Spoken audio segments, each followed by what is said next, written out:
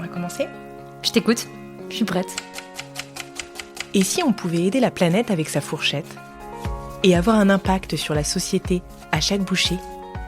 Ce podcast donne la parole à ceux qui cultivent des solutions pour nous aider à mieux manger.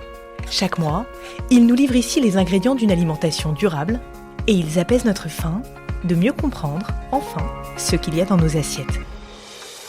Bienvenue, je suis Julie Vanocelle et vous écoutez La Recette.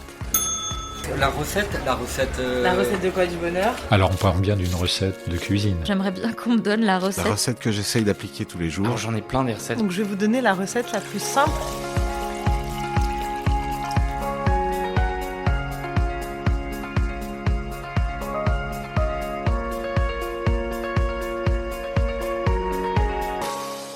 Là, je vais sortir les pains du four. Culotter.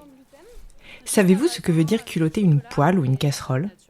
C'est une astuce bien connue des cuisiniers, mais aussi des boulangers et boulangères, comme mon invitée Maïe Lepoutre. C'est elle qui m'a appris ce mot. Ouais, c'est ça, culotter les moules. Et en fait, il faut mettre de l'huile et puis les chauffer. C'est pour que la pâte accroche pas. Culottage. Plus avec mon accent, c'est oui. Culotter, c'est aussi un qualificatif qui lui correspond bien.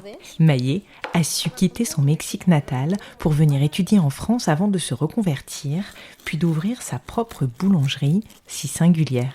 Vous savez choisir, vous voulez que... Car elle fait partie de cette nouvelle génération d'artisans chiches de réinventer les miches avec du levain naturel et face aux boulangeries industrielles qui se multiplient comme des petits pains, justement. Est-ce que je vais prendre un demi-pain aux graines, s'il vous plaît ? En fait, on fait torréfier les... Dans cet épisode, elle nous raconte comment ces pains pétris d'amour ont très vite conquis les cœurs et les estomacs lassés par la farine blanche raffinée et les additifs en quantité. C'est un pain qui est très très savoureux. Alors, comment repenser notre pain quotidien ? Qu'est-ce que le levain ? Qu'est-ce que ça change ? Et d'ailleurs, qu'est-ce qu'il y a vraiment dans le pain ? Je m'appelle Maïe Lepoutre, je suis mexicaine et je suis boulangère. Alors, je vais vous prendre du pain déjà. Je pense que le pain, il faut vraiment le faire avec beaucoup de tendresse. Et finalement, c'est quelque chose qui est fait avec nos mains. Je pense qu'on imprègne beaucoup de nous en fait, dans la pâte qu'on l'a fait. Quand on aime le bon pain et qu'on voit le visuel, ça fait... J'ai déjà la salive qui monte. Donc il faut juste choisir ce que je vais manger pour le déjeuner brunch. Bon, pain aux graines. On va... Ouais, celui-là, parfait. Ouais. Ça suffit ? Oui. Et on va prendre des brioches aussi. C'est tout. Merci. Passez une bonne journée. Vous aussi. Bonjour Maïe. Bonjour Jolie. Maïe, tu es boulangère. En France, le pain, c'est sacré. On mange une demi-baguette par jour en moyenne, mais chez toi, dans ta boulangerie, il n'y a pas de baguette. Sur la vitrine de ta boutique, il est indiqué que tes pains sont singuliers. Quelle est ta singularité, Maïe ? Effectivement, il n'y a pas ni baguette, ni des croissants au pain au chocolat dans la boulangerie. C'est quelque chose qui me tient à cœur, c'est vraiment de me focaliser sur le pain à base de levain naturel, 100% levain naturel. Avec le pain, on joue avec la fermentation et aussi avec le levain. Et vraiment, il y a beaucoup des choses qui interviennent pour faire du pain. C'est la température, c'est le levain, c'est la farine. Donc tout ça, ça fait des pains singuliers. Mes pains, ils ne sont pas standardisés. Cela veut dire que parfois, à la boulangerie, vous allez trouver des pains très beaux. Peut-être le lendemain, ça va être des pains aussi très beaux, mais un petit peu plus petits. Et 3 jours après, vous allez trouver le même pain un petit peu plus plat. Est-ce que tu te rappelles comment, justement, tout a commencé ? Quand est-ce que tu t'es dit j'ai envie de devenir boulangère ? Oui. En fait, au Mexique, c'est vrai que pour nous, notre pain, c'est la tortilla. C'est très différent d'ici. C'est une galette à base de maïs. Et c'est ici, quand je suis venue en France, que j'ai découvert en fait plein de choses et qui est surtout tout ce qui est fromage, vin et le pain. C'est quelque chose d'inoubliable. En fait, je me rappelle encore la première fois que j'ai goûté un vrai morceau de pain, du vrai pain. Et waouh, c'était extraordinaire. En fait, c'était quelque chose dans mes papilles qui arrivait. C'est là où je me suis vraiment dit, waouh, il y a des choses ici à faire, à jouer avec tous ces matières qui finalement, c'est très basique. Le pain, pour moi, c'est du levain, de l'eau, du sel et la farine. Il n'y a rien de plus. Maïe, avant que tu me racontes tout sur le pain, est-ce que tu peux m'en dire plus sur toi? Où as-tu grandi et à quoi ressemblaient les plats de ton enfance? Oui, je suis mexicaine et j'ai grandi une grosse partie de ma vie au Mexique. Mais je pense que les plats de mon enfance qui plutôt me fait penser au Mexique, c'est le mole poblano. C'est un mélange de chocolat épicé avec plein d'épices, avec poulet, si on mange du poulet ou sinon autre chose. Et je pense que c'est ça qui vraiment me fait penser tout de suite au Mexique, c'est le mole poblano. Soit tu l'aimes, soit tu le détestes. Et est-ce que tu peux nous en dire un petit peu plus sur ton parcours? Qu'est-ce que tu faisais avant? Qu'est-ce que tu as fait comme études? Au Mexique, ce qui change par rapport ici, c'est que nous, on n'a pas de CAP. On n'a pas de CAP en pâtisserie, on n'a pas de CAP en cuisine, en boulangerie. Donc nous, on doit devenir chef et ensuite choisir une branche. Et moi, j'étais entre devenir chef ou la biologie. Et voilà, j'ai choisi la biologie. Et ensuite, j'ai fait ici en France un master en chimie des plantes. Et avec la naissance de mon premier enfant, j'ai eu un déclic. Tout ce qui était les métiers des bouches, la pâtisserie, la boulangerie, pour moi, c'est une évidence de faire ça, de faire des choses avec mes mains. Donc, tu as fait des études de biologie, c'est ça, biologie végétale? Oui. En fait, on travaille avec tous les processus en fait, des plantes, comment on peut utiliser les plantes, soit pour la cosmétique, soit pour l'alimentation. Et moi, j'étais focalisée surtout pour tout ce qui est alimentaire. Donc ça t'aide aujourd'hui un peu dans ton travail? Je pense que ça m'aide à être plus précise et aussi à être tout le temps curieuse en fait, des choses qui arrivent dans les fournils. Parfois, quand on a des pains qu'on ne sait pas pourquoi ils sont sortis comme ça avec une tête moche, c'est quelque chose vraiment de vivant. Le pain, c'est vivant. C'est super important de savoir ça et c'est pour ça en fait que c'est très important d'avoir des bonnes farines, des farines bio, de travailler vraiment avec du levain, parce qu'en fait, tu travailles avec quelque chose de vivant. Et après, du coup, comment tu t'es formée à la boulangerie? Et après, j'ai fait la pâtisserie pendant 6 ans. Et j'ai travaillé dans différents types de pâtisseries, pâtisserie de luxe, pâtisserie boulangerie. Et c'est en fait en travaillant dans des boulangeries que je me suis rendu compte que le pain ici, c'était un peu catastrophique. C'est un pain où on met des additifs, où on met la levure, où on veut que les farines soient remplies des gluten pour avoir une force boulangère, pour supporter en fait la congélation, etc. Et en fait, dans un pays comme la France, j'ai trouvé que c'était pas possible ça. Et c'est pour ça que j'ai voulu en fait faire du bon pain, parce que j'ai 2 enfants et pour moi c'est super important de donner la bonne nourriture aux enfants. C'est eux qui grandissent, c'est eux qui mangent tous ces genres de choses, en plus de nous, mais c'est super important que les gens sachent d'où ça vient, c'est qu'on est en train de manger. Tu dis du bon pain, quelle est la problématique avec le pain en France selon toi? La problématique avec le pain en France, c'est que les industriels, en fait, ont pris le pain et avec la farine, ils ont fait des mix. Ils ont fait des espèces de kits. Et en fait, ces mix, il faut mettre que de l'eau et le sel. Et là, dans ces mix, en fait, c'est pas les boulangers vraiment qui contrôlent les choses. En fait, c'est un mix c'est comme quand on achète quelque chose dans les supermarchés, je sais pas, pour faire des pancakes. On met l'eau et basta, on sait qu'il va être fait. Mais tu sais pas, en fait, si la farine, d'où ça vient, on ne sait pas, en fait, on n'a pas une traçabilité. Tout le temps, à force de vouloir trouver une standardisation pour la nourriture, on se retrouve à des farines qui ont été travaillées avec des pesticides, avec des additifs. Et c'est là où ça devient problématique. Justement, toi, quel type de pain tu fais? Raconte-nous.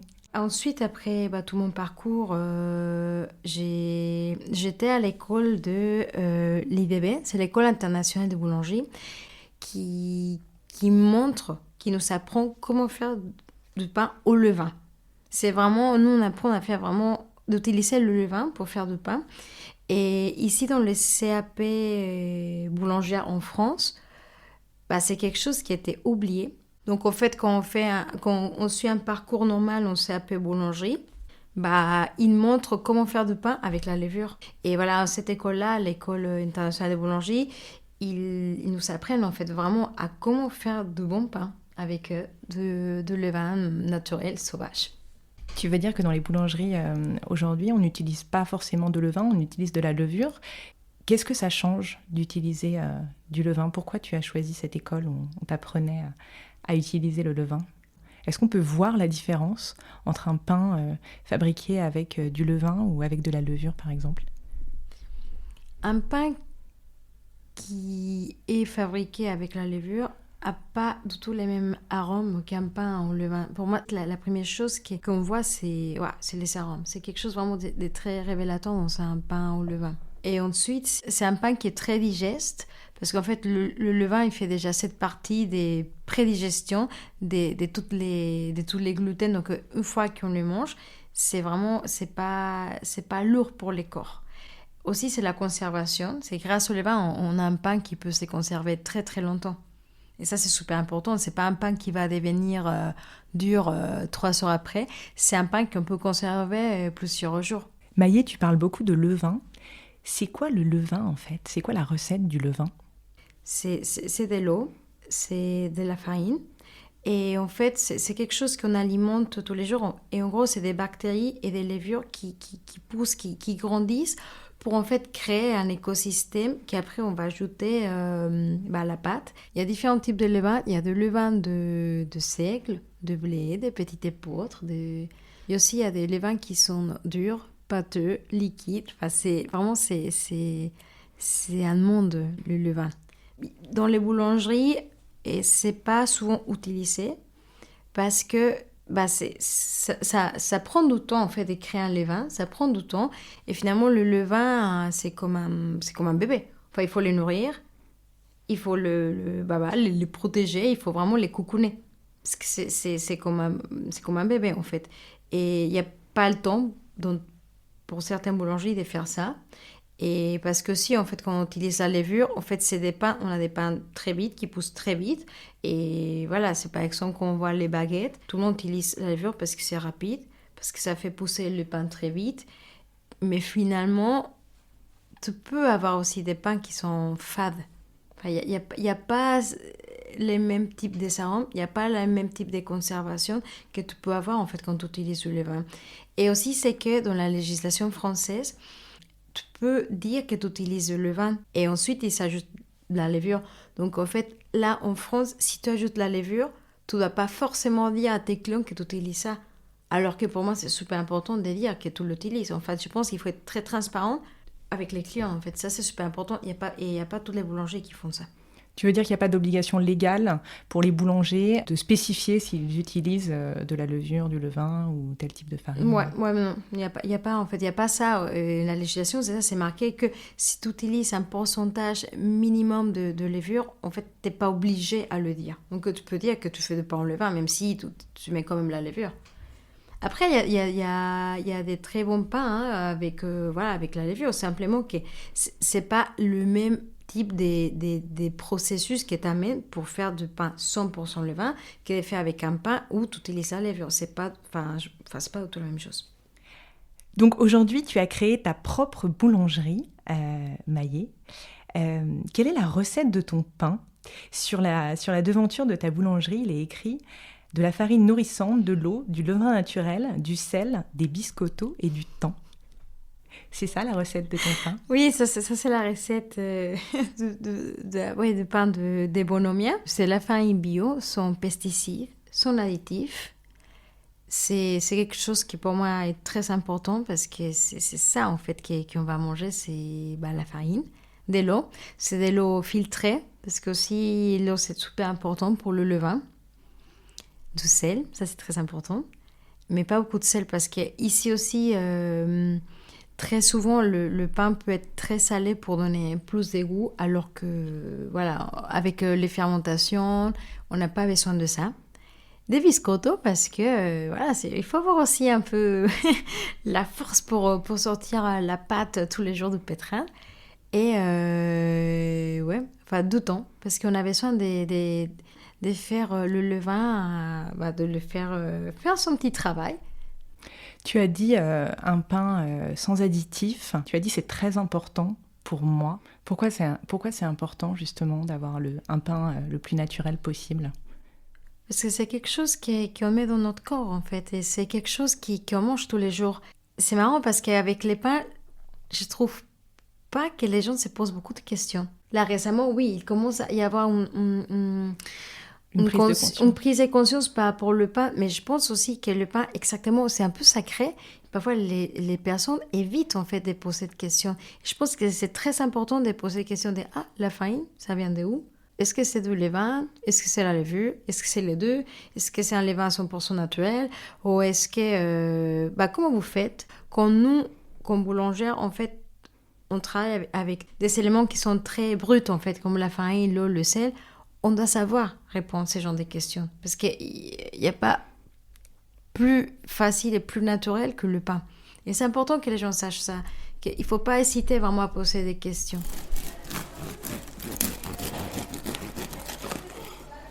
Ouais, ça c'est le pain paysan. C'est un pain de farine de blé ancienne, de 80, qui vient de la Loire. Pain au levain, quoi. C'est une odeur très caractéristique. On voit que le pain il est bien alvéolé, donc il y a eu une très bonne fermentation. On a aussi le pain à l'avoine. C'est un pain on a ajouté à la pâte de porridge. Et ça fait en fait des pains qui sont très moelleux. C'est au levain, pareil. Aussi, le pain complet, nous on fait notre mélange de pain complet parce que moi je veux savoir ce que je mets et combien je mets et on utilise du son et c'est le même son de blé ancien en fait qu'on ajoute à la pâte. C'est des blés de population avec mucho amor. Voilà. Sinon ça serait pas aussi cool. Tu as parlé de blé de population. Oui. C'est quoi le blé de population ? Est-ce que tu peux nous expliquer ? Oui. Et c'est des blés en fait qui est pas homogène. C'est des blés qui n'ont pas de rendement, mais c'est aussi des blés qui en fait n'ont pas beaucoup de gluten. Ce sont des blés que c'est entre guillemets difficile à panifier parce qu'il n'y a pas beaucoup de gluten. Ce sont des variétés anciennes en fait. Exactement, c'est variétés anciennes. Justement, c'est très intéressant ce que tu dis. Tu as parlé du gluten. Ça veut dire que le blé, la farine, a plus ou moins de gluten, c'est ça ? Parce qu'aujourd'hui, il y a de plus en plus de personnes qui digèrent mal le gluten. En fait, ça dépend de la farine qui est utilisée. En fait, c'est ça que tu es en train de nous expliquer ? En fait, c'est qu'il y a des farines avec un ténor gluten qui est plus bas. Par exemple, le seigle, il n'y a pas beaucoup de gluten. Pour les petites épeautres, non plus. Les blés des populations, donc les blés anciens, pareil, pour les personnes qui sont sensibles au gluten, c'est bien de prendre des farines, des blés anciennes, des petites épeautres, des seigles aussi. Et ouais, mais surtout, il y a beaucoup qui cherchent la farine de blé ancien, même les personnes qui sont diabétiques, parce qu'ils voient que ça fait, qu'ils se sentent pas mal après avoir mangé un pain à base de farine de blé de population. Ta boulangerie s'appelle Bonomia. Oui. Ça veut dire quoi, Bonomia ? La simplicité. C'est les manières simples. Et c'est ça, c'est comme le pain. C'est quelque chose de très brut. C'est de l'eau, la farine, du sel. Et Bonomia, c'est ça, c'est quelque chose de simple. C'est quelque chose de chaleureux. Pour moi, c'est ça. Il y a rien de meilleur que la simplicité. Il y a une particularité dans ta boulangerie, Maïe. Vous êtes une équipe 100% féminine. Oui. Pourquoi ce choix ? Est-ce que c'est un choix ? C'est pas un choix. Et là, maintenant, je crois que c'est un choix. C'est vraiment très chouette de travailler comme ça. Parce que je pense qu'aussi, c'est très tabou, en fait, d'être des femmes dans une boulangerie et que des femmes. Déjà parce que c'est un travail qui est assez physique. Et aussi parce qu'on a une famille, on peut avoir des enfants ou pas. Il y a plein de contraintes en fait qui peut entrer en jeu. Et c'est sympa en fait, c'est sympa de démontrer que nous aussi on a des biscottos et qu'on peut faire les choses très bien. Quels seraient, Maïe, tes conseils pour ceux qui ne vont pas à la boulangerie mais qui font leur pain eux-mêmes, ceux qui sont devenus accros depuis le confinement? Quels seraient tes conseils pour ceux qui font leur pain maison? Déjà, félicitations à ces personnes-là parce qu'ils sont très courageux de faire ça et c'est excellent, je pense que bravo. Parce que c'est pas facile, hein. C'est pas facile de faire du pain parce qu'il y a beaucoup de choses qui changent. Il faut pas se décourager. Il faut pas croire qu'on va avoir tout le temps un pain très très joli.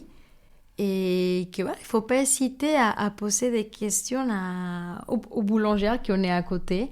Qu'il faut pas hésiter non plus de nous demander d'où le vin.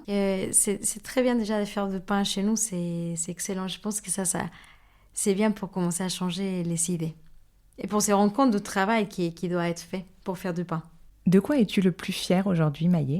D'avoir une boulangerie, un endroit qui me représente, où je peux partager avec les personnes mon amour en fait pour le pain, pour la France aussi. La tortilla va être jalouse.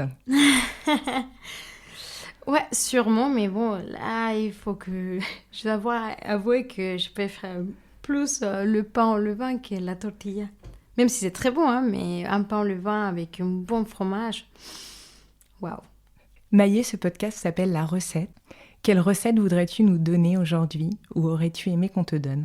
Ma recette, c'est d'être curieux. La curiosité, ça t'amène à te poser plein de questions. Et si tu ne trouves pas la réponse, tu vas la chercher jusqu'à que tu la trouves. Et aussi se renseigner par rapport à l'origine des produits. C'est très important. Il faut demander. Pour moi, la recette, c'est ça. C'est être curieux et pas hésiter à demander d'où ça provient. D'où viennent les produits qu'on est en train de manger. Merci beaucoup, Maïe. Merci à toi, Julie. Merci pour votre écoute. La Recette est un podcast indépendant. Alors, si vous voulez le soutenir, n'hésitez pas à laisser un commentaire ou à vous abonner sur votre plateforme d'écoute préférée pour être notifié des prochains épisodes. Et surtout, si vous avez aimé celui-ci, parlez-en autour de vous. Cela permettra de faire connaître le podcast. Merci.